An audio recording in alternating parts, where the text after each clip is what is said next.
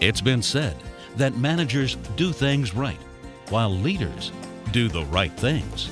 If this is true, then the ability to delegate the right things to the right people has to be one of the most critical skills of leadership.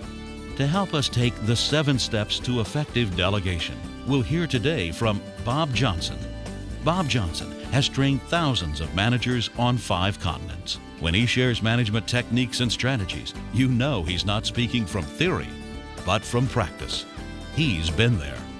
Listen as Bob Johnson explains the 7 steps to effective delegation. 7 steps to effective delegation. How do leaders build champions through effective delegation? Well, that's what the purpose of this session is all about. To sharpen our skills in effective delegation, resulting in more committed, loyal, and results-producing team members. Talking about this business of delegation, I have to share with you the story of a very powerful military leader who was to address a group of sergeants on how do you get something done. And he came in, and there's some 50, 60 young sergeants in front of this powerful military leader, and he waxed eloquently. He spoke eloquently for over an hour on the process of getting things done. He then gave the sergeants an assignment. He gave them an hour to complete it, and the assignment was very simple. He said, "Gentlemen, you have laying outside in the yard a pole 30 feet long. The pole is about 20 to 25 inches in diameter. You have a hole that is 6 feet deep. Would you please in the next hour outline the process by which you would get the pole into the hole? You have 1 hour to complete the assignment." And the general stood and he watched him for a moment. He noticed that one of the sergeants grabbed his pen, wrote out about that long, 1 sentence, turned his paper upside down, put his pen down, and sat back and took a nap for the rest of the hour. Everybody else was working diligently. They had slide rules out, and they had their little pocket computers out. They had everything going. They worked and worked and worked and worked. Finally, the hour was up, and the general knew who he was going to call on first. And he said, "Now, gentlemen, I've watched and everyone has worked diligently for an hour on this project, but I noticed that we have one very smart, bright person in the room," and he kept looking at this guy, "who has got the perfect answer, because he finished the assignment in about 7 seconds. And he looked at the sergeant and he said, "Would you please stand, sir, and read out loud so all of us can learn from your wisdom the process by which you would complete the task."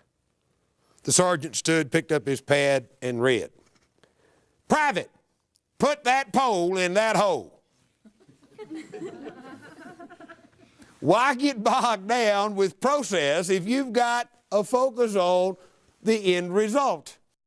You know, keeping everyone on the team totally focused on the end result is critically important to achieving our goals and our objectives.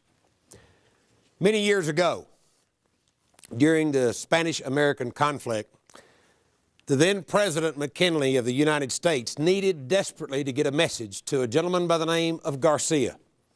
No one knew where he was except that he was somewhere in Cuba. How to get the message to him became the big problem.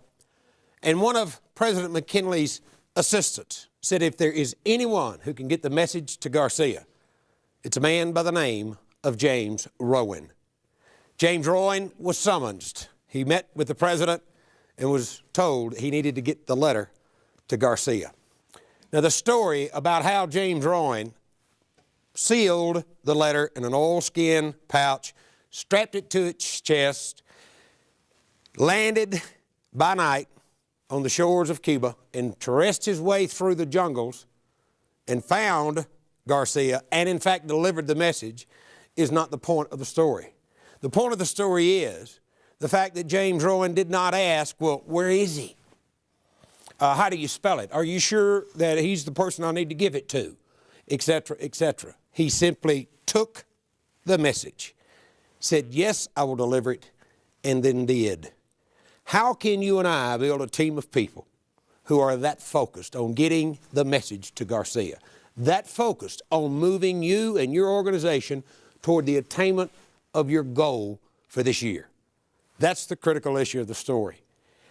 How do you delegate and get things done in a simple, easy, powerful way and build trust and commitment and confidence in your people? We're going to look at a simple 7-step formula for doing that. Before we look at that formula, let's look at a definition, a working definition for what exactly is delegation. Would you take 60 seconds and jot down, please, your best definition? What is delegation? Define it, please.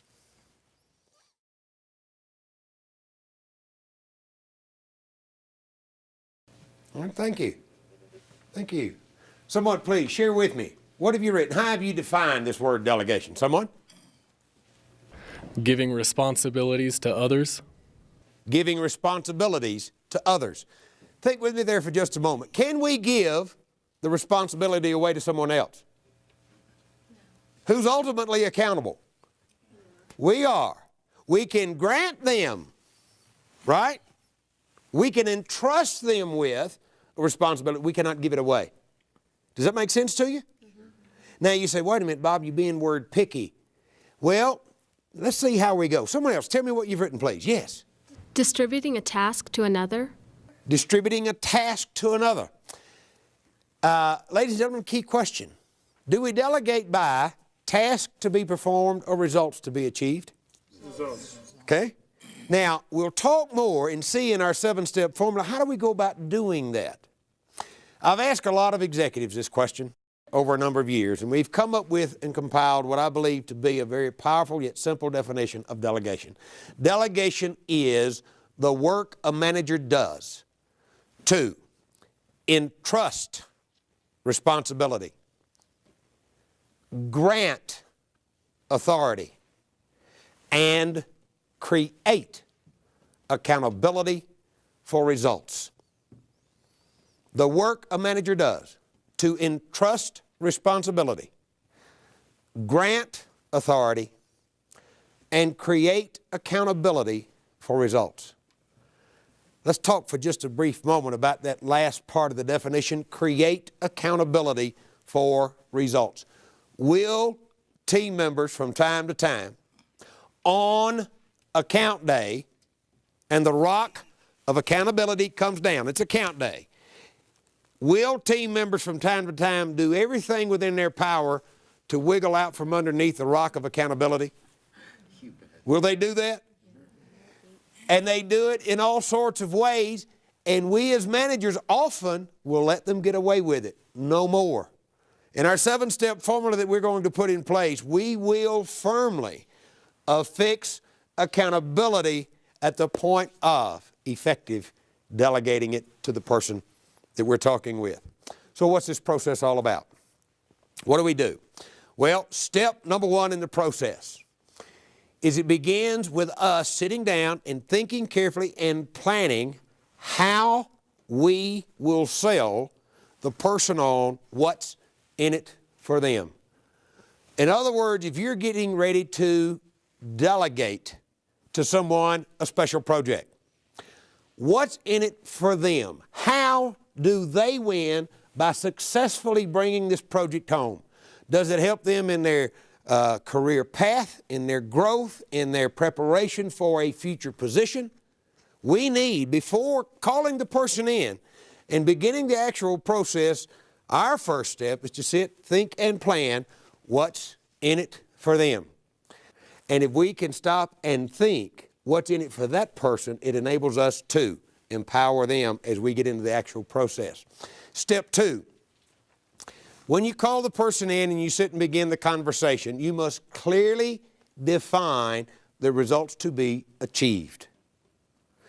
Do not, I beg you, please, ladies and gentlemen, do not start in telling them how to do the job. Maintain a focus on the end result. Paint them a picture of, once this project has been successfully completed, what it looks like, what does it sound like, what does it smell like, and how does everyone win. Once you've done that, and you've got clarity on the end result, the third thing you do is you must clearly define the rules and limits within which they must operate in order to bring this project home. As an example, you may spend up to a maximum of X amount of money. Let's say that, for the sake of an example, that they can spend up to X amount of money, and you say to them that you have total authority to spend that much money in total, and you may sign off on any single expenditure up to B amount of money. If it goes over B amount, you come to me because I want to sign off on that with you. But from 0 up to B, any money that has to be invested, you can invest. But you may not exceed X, etc. Am I clear? You must clearly define the rules and limits, make sure they're understood. You need to also have a discussion with the person to whom you're delegating what the performance standards are going to be.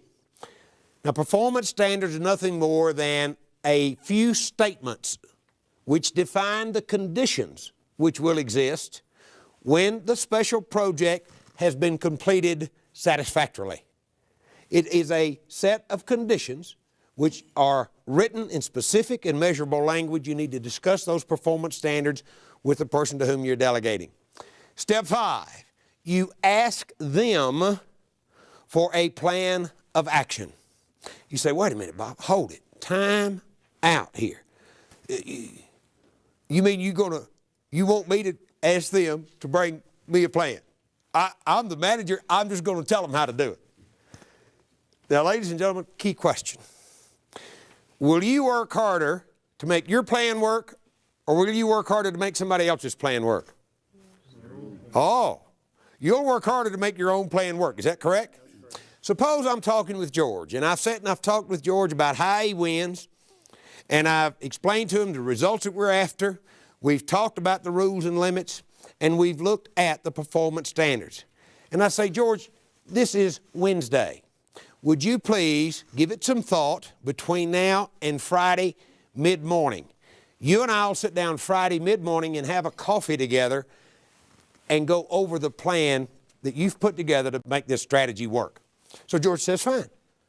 What have you just done for George's confidence when you, the boss, say, George, I trust and believe in you enough that you can effectively plan how to bring this strategy home?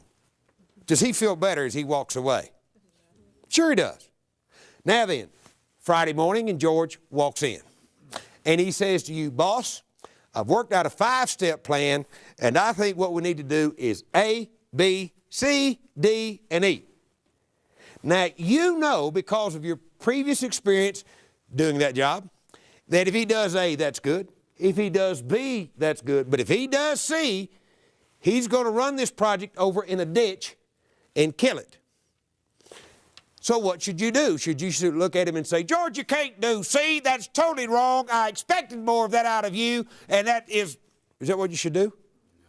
No. No. Why not ask George? George, let's talk about C for a minute. Why have you decided to do that step? And George says, because of this and this and this and that. Now, George hasn't the experience that you have. He doesn't know that he's about to run it in the ditch and cause real problems for the sales department if he does that step.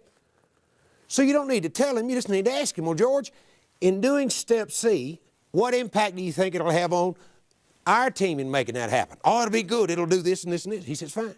George, how will that impact the guys over in the sales department?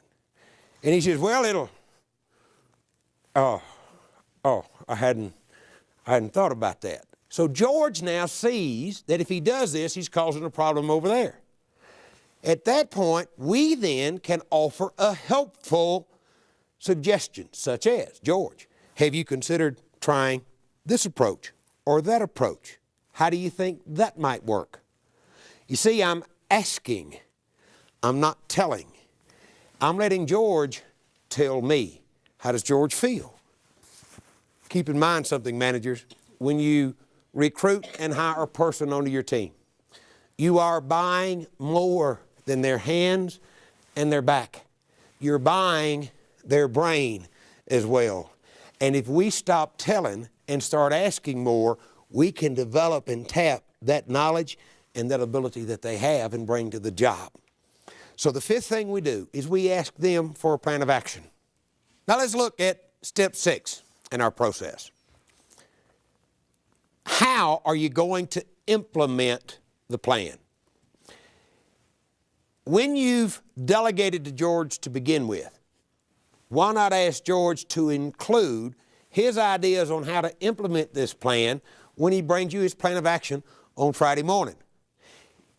You at this point can begin to sit and think creatively with George on how you can get this project off the ground and give it a fast running start, offer helpful suggestions and ideas, and brainstorm with George. Kind of let each other's freewheeling, brainstorming, thinking feed off each other for a moment in terms of how can you launch this project and give it the best supercharged start you possibly can. And finally, step number 7. You must have thought through, managers, how you're going to follow it up and follow it through. Follow it up, follow it through. Inspect what you expect. How are you going to stay in touch with George as he begins moving toward achieving this project and bringing it home successfully? Follow it up, follow it through. If you do not inspect what you expect, then don't expect what you expect.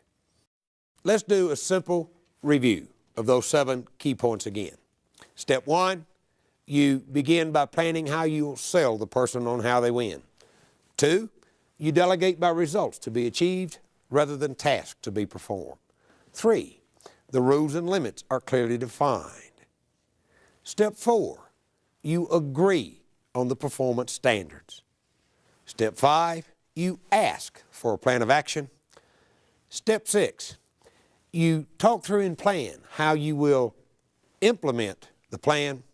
And step 7, you follow it up, you follow it through, and control positively the results that you're looking to achieve.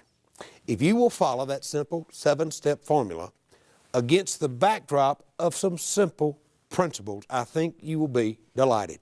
Let's look at some of those principles. When you call Rosemary in and you're talking to Rosemary and you're going to delegate a project to her, begin it on a positive note.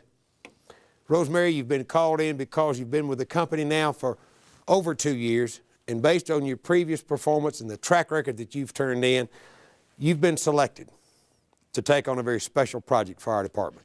How's Rosemary feel? She feels pretty good, doesn't she? It starts positively. 2, you discuss the results with Rosemary. Make sure she's clear on where you're headed with it.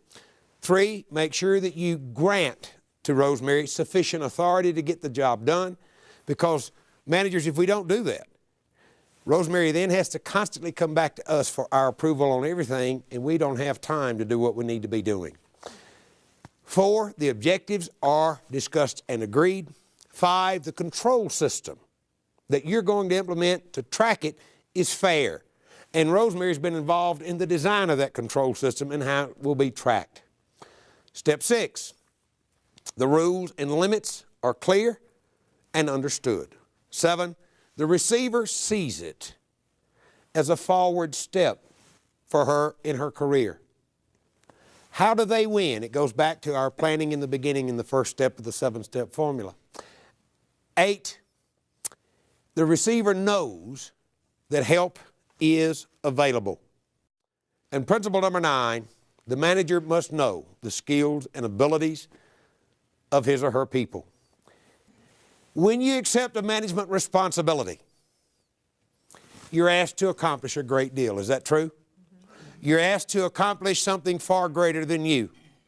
If I let the inner circle represent all that you individually, by yourself, can do as a manager, And I let the outer circle represent the results that you're being held responsible for and accountable for. It's bigger than you can accomplish by yourself. So what do you do through this business of effective delegation? You extend yourself through others. You empower them. You build their confidence, you build their trust, and you build their commitment. And you build your department, your region, your company, and make it bigger.